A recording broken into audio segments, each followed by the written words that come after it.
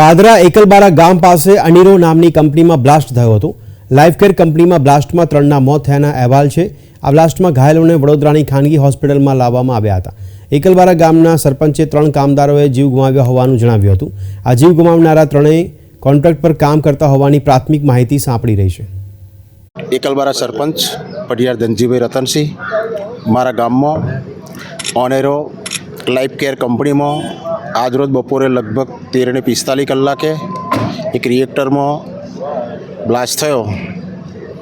એટલે એમાં 4 લોકોને ઈજા થયેલી હતી, ગંભીર ઈજાઓ થયેલી હતી।